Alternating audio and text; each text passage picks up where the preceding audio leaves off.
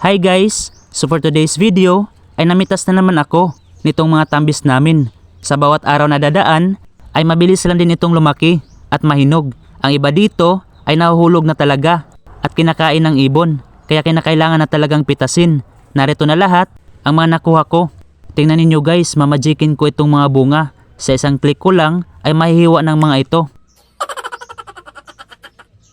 Kailangan talaga itong piliin kasi ang ibang mga bunga ay may mga tao sa loob. Joke lang guys, uod pala.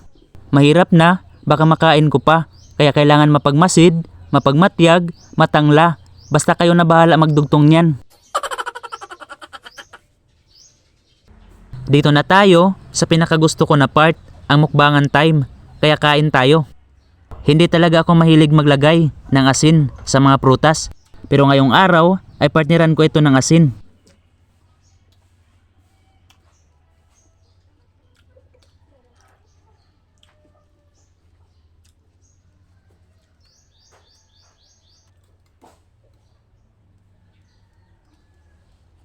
Masarap din talaga kapag may asin kasi naghahalo ang tatlong lasa, tamis-asim konti ng tambis at alat ng asin. Pagpait ng malalasahan mo, meaning ay may nakain ka ng uod.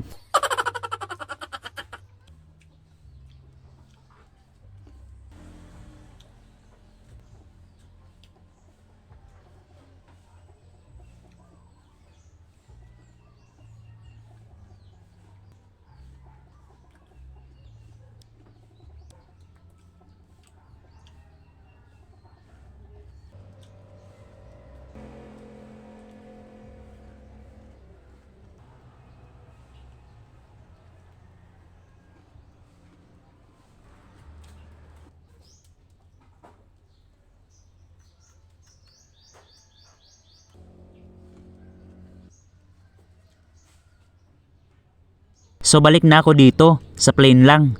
Ang challenge ay kung mauubos ko lahat itong mga hiniwang tambis.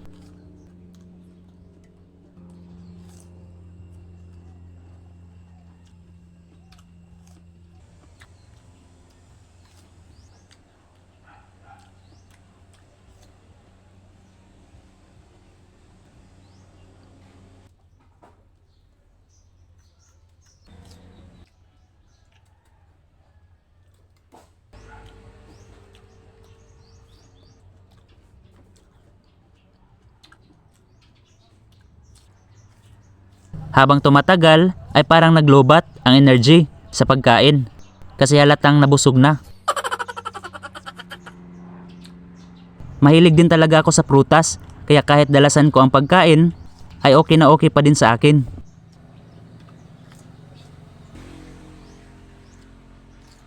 So ito na guys ang last piece.